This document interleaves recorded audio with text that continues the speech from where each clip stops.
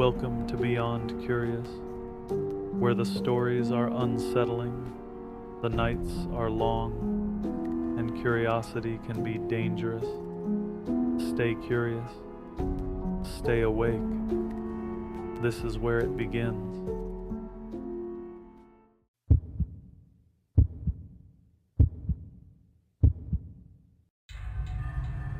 If you ever hear your own voice calling from another room, don't go looking for it.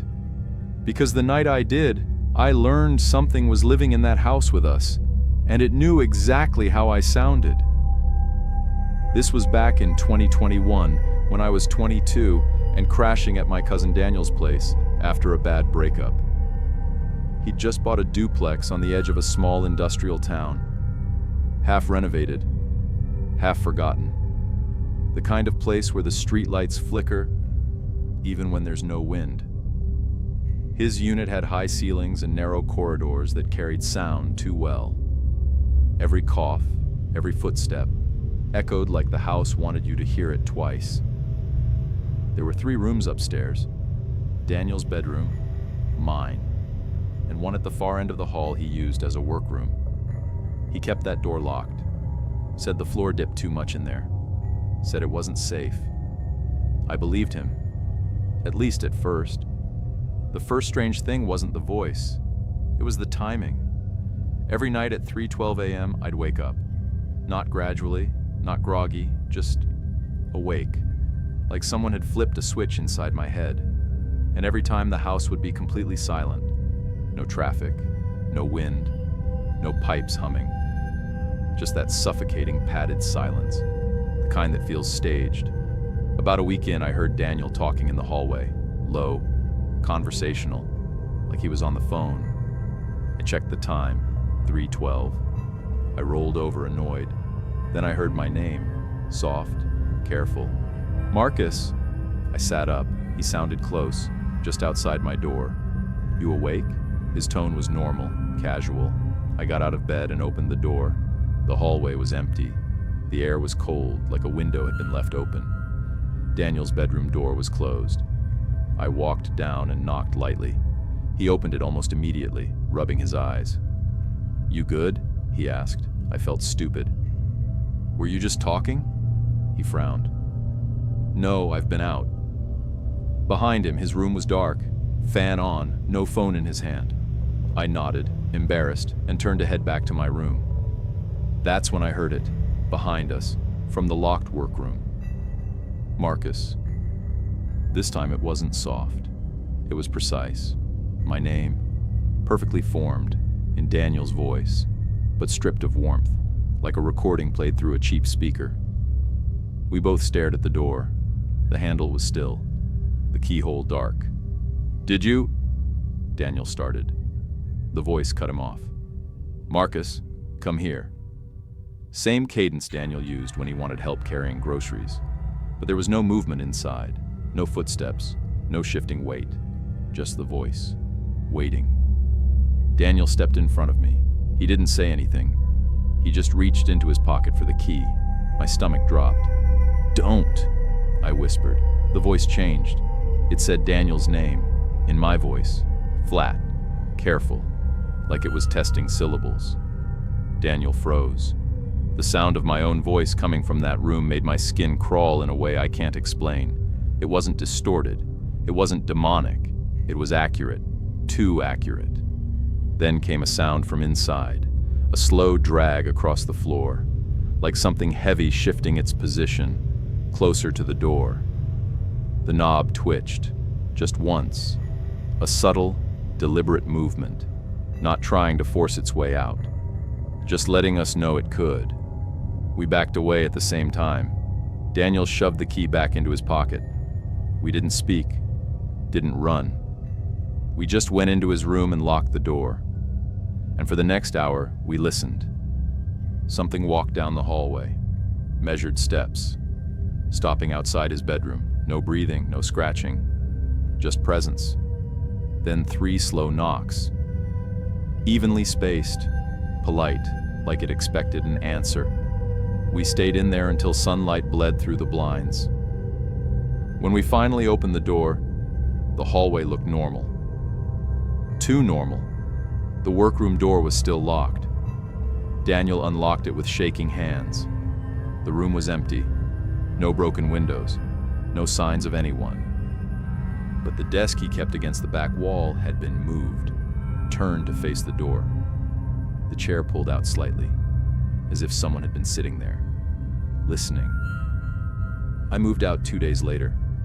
Daniel sold the duplex 6 months after that. We don't talk about that night. But here's what gets me. Last winter, I was alone in my apartment. Different city, different building. I woke up suddenly. No alarm. I didn't even need to check the time. I already knew. 3:12 a.m., and from the other side of my bedroom door, I heard myself.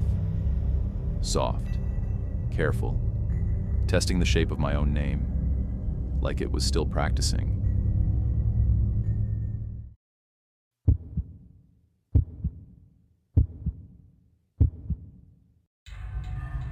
If the woods ever answer you back in your own voice, don't try to prove you imagined it.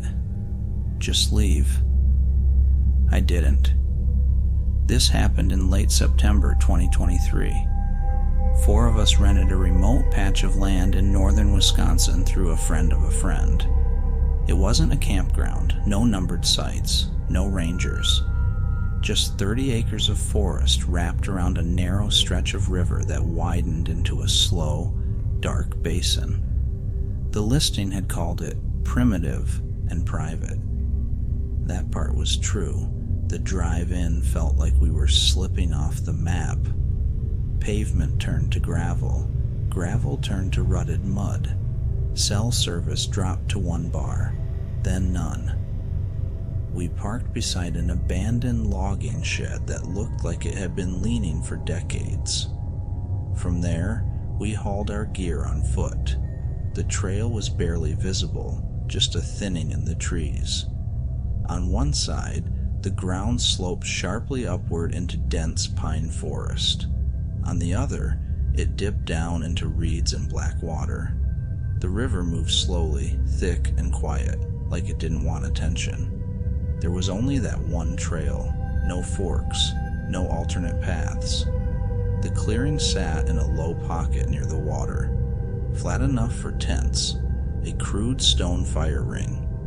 Behind it, the land rose steeply into tangled brush and towering pines.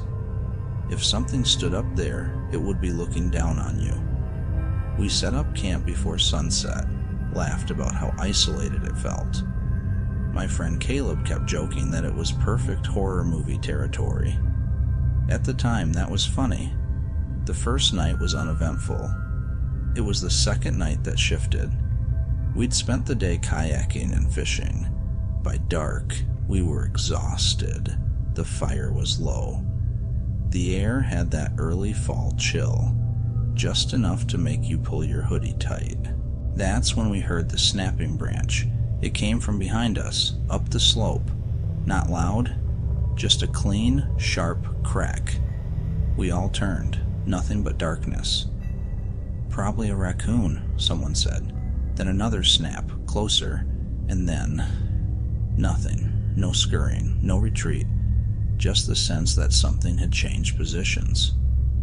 A few minutes later, I heard movement off to the right, higher up. It wasn't descending. It wasn't crossing past. It was shifting, like it was adjusting its angle. My stomach tightened.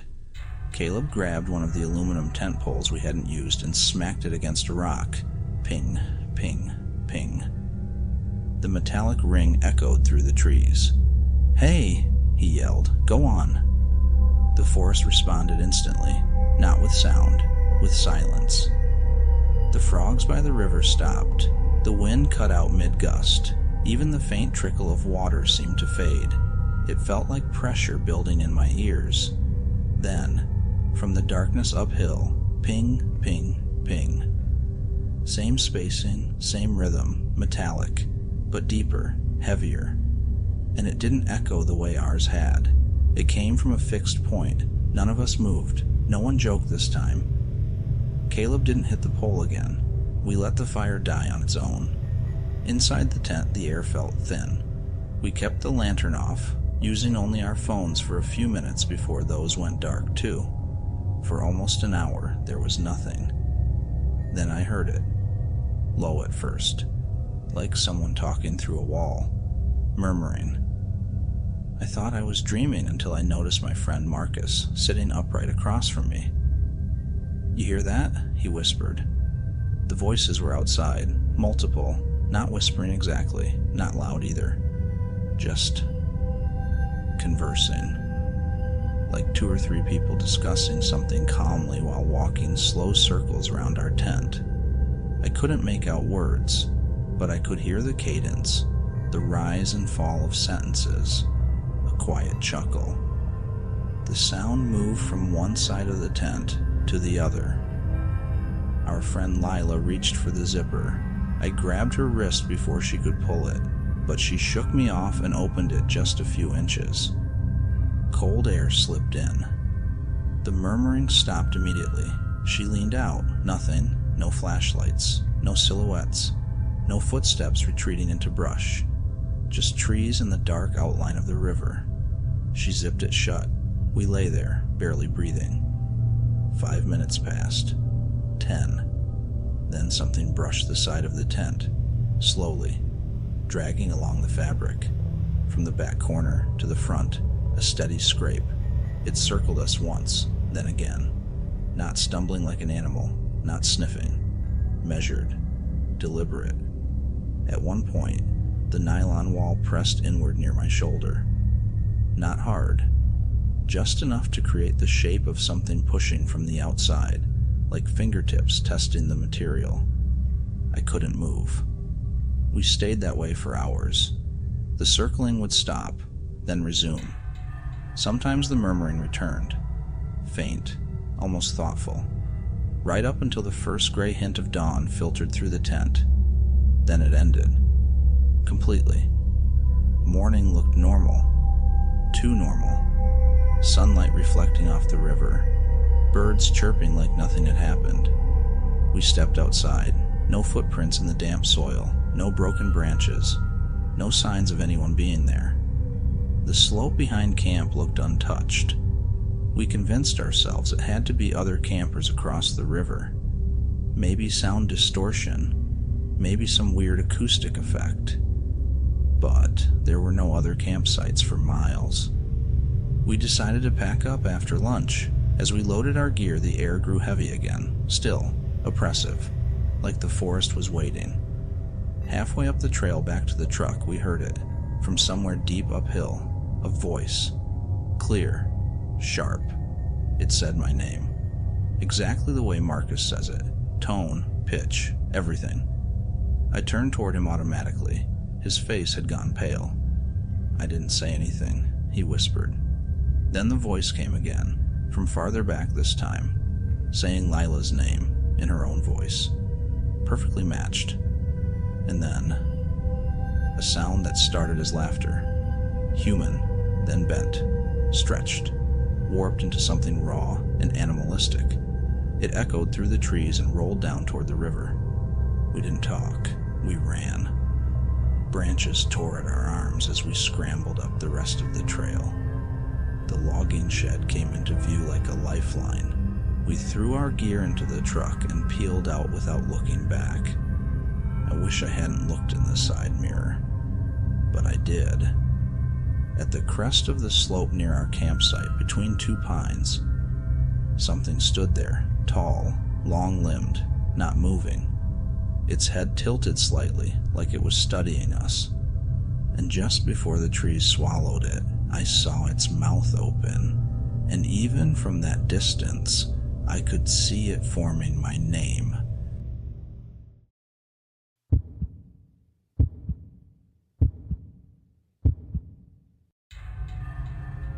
The first message showed up at 1:58 in the morning. No profile picture, no username, just a blank sender and one short sentence. You shouldn't describe a place before you check what's behind the door. At the time, I assumed it was someone trying to be clever. Now, I wish I'd deleted everything the moment I read it. About 8 months ago, my life was quiet, in the most boring way possible. I worked remotely cataloging property photos for a regional real estate company. Every day, I sat at a desk in my spare bedroom reviewing hundreds of listing images, kitchens, hallways, backyards, tagging them for the company's database. The job didn't require much thinking, just staring at pictures of empty houses. When my shift ended, the silence in my own place felt heavier than it should have. The apartment building I lived in was older. 3 floors, long narrow hallways, thin walls. Most of the other tenants kept to themselves. Some units stayed empty for months at a time. At night, the building felt hollow. So I started writing. Not professionally, just short horror stories that I posted online under a fake name, little scenarios, a maintenance worker who keeps hearing footsteps in the vacant unit above him, a woman who keeps finding her back gate unlocked every morning, a night security guard who notices a figure sitting in a parked car that never leaves. Simple stuff. Things that could realistically happen. People seem to enjoy them. They'd leave comments about how the stories felt believable, like something that might happen in their own neighborhoods. That feedback kept me writing. And then, one night I posted a story called The Door at the End of the Hall. The story followed a tenant who notices the door to an unused storage unit at the end of his apartment hallway, slowly opening more each night. Just a few inches at a time, until eventually it's standing fully open. The story ends before the narrator ever looks inside. It was one of the better things I'd written. The post got a lot more attention than usual. Messages started showing up asking if the building in the story was based on my own place. I answered a few of them before going to sleep. Just quick replies. Not really. Just something I made up. Then I closed the laptop and forgot about it. The next morning, I saw the message. Sent at 1:58 a.m., the blank account. The line about checking what's behind the door. I assumed it was someone playing along with the story. People like doing that, so I ignored it. The following night, another message arrived. Same blank account, same time. 1:58 a.m. This one said, "You didn't mention the vent above the hallway light." That line stuck with me, because there was a vent above the hallway light in my building, right outside my apartment. But I hadn't described that in the story. Not even close. Still, it wasn't a huge coincidence. Most apartment hallways have vents, so I shrugged it off. A few nights later, I posted another story. This one involved a man hearing faint knocking sounds coming from the crawl space beneath his kitchen floor. The next morning, the message was waiting. Same blank sender, same time. The crawl space hatch is under the sink. I stared at that message longer than I should have, because in my actual apartment, the small access panel to the building's plumbing ran under the kitchen sink. It was a metal hatch I almost never opened, and I had never mentioned that detail to anyone. That's when I started looking back through everything I'd posted, every story, every comment. I had never shared my address, never posted pictures of my place, never even mentioned the city. Logically, no one online should know anything about my apartment, but the messages kept coming, every night. 1:58 a.m., always referencing details about my stories, but twisting them slightly, and every time, the detail turned out to match something inside my actual building. The stairwell camera doesn't cover the landing. The laundry room light flickers when the dryer runs. The emergency exit door sticks, unless you lift the handle first. None of those details were in my writing, but they were real things inside the building. Things I had noticed myself over the months I lived there. Things a stranger shouldn't know. After about a week of that, I stopped sleeping well. Every noise in the building sounded different. The elevator cables grinding in the shaft. Someone walking down the hallway outside my door. Pipes rattling behind the bathroom wall. Normal sounds. But once you start thinking someone might be watching you, those sounds stop feeling normal. One night the power went out. The whole building dropped into darkness. I grabbed my phone and stepped into the hallway. The emergency lights cast a dim red glow down the corridor. That's when I noticed something strange. The door at the very end of the hall, the one leading to the unused storage unit. It was open. Just slightly, maybe 4 inches. I stood there for a long moment staring at it from halfway down the corridor. Then the power came back on. The fluorescent lights flickered to life. When I looked again, the door was closed. I convinced myself I must have misremembered. 2 days later, another message appeared. 1:58 a.m. That door opens easier when the building loses power. I didn't write anything that night. Instead, I walked down the hallway and checked the door myself. It was locked. Heavy steel handle, no sign of tampering. Still, standing there in that narrow hallway, I realized something uncomfortable. From the angle of the stairwell camera, that part of the corridor was hidden. No one would be recorded standing there. That night, I decided to stop posting stories entirely. I deleted my account. Every story, every comment, everything gone. The site confirmed the deletion within minutes. For the first time in weeks, the messages stopped. No more notifications, no more blank accounts. I slept better that night than I had in a while. 3 nights later, I woke up suddenly. No alarm, no sound, just the feeling that something in the apartment had changed. The room was dark, quiet. Then I heard it, a soft metallic noise, somewhere in the hallway outside my door. Not footsteps, more like a handle turning slowly. I stayed completely still in bed. The sound stopped after a few seconds. I didn't open the door to check. The next morning, I stepped out into the hallway. Everything looked normal, except for one thing. The storage door at the end of the hall.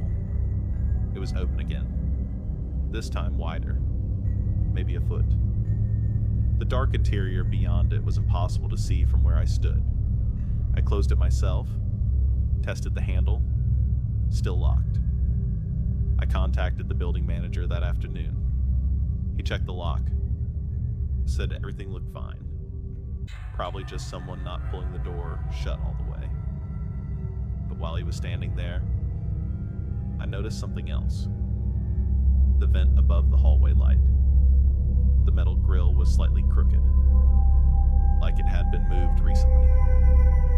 That night, I installed a small camera outside my apartment door, just pointing down the hallway. At midnight, everything looked normal. The corridor empty, lights buzzing overhead. Around 1:57 a.m., I was watching the feed from my phone while sitting on the couch. The camera flickered once, just a glitch. When the image stabilized, a figure was visible at the far end of the hallway, standing beside the storage door. Too far away for details, just a tall silhouette in the fluorescent light. The timestamp changed to 1:58 a.m. The camera froze. When I checked the recording later, that minute of footage was missing entirely. The file simply skipped from 1:57 to 1:59. I packed a bag the next morning, drove to a cheap motel on the edge of a nearby town, the kind with buzzing neon signs and thin curtains. I didn't log into any accounts, didn't open my laptop. I just wanted distance. Late that night, my phone buzzed on the bedside table. I almost ignored it, but curiosity got the better of me. It was a notification from the same writing site. Even though my account no longer existed, someone had posted a new story under my old username. The title was "The Tenant Who Moved Away." My hands felt cold as I opened it. The writing style was unmistakably mine. Short sentences, same pacing. The story described the motel room I was currently sitting in, the flickering neon outside the window, the half-zip bag on the floor, the chain lock on the door. Then the final line appeared. He still hasn't checked the bathroom yet. I didn't look toward the bathroom, not even a little. I grabbed my keys, opened the door, and walked straight out of that room. I've moved twice since then. Different cities, different buildings. I stopped writing stories completely.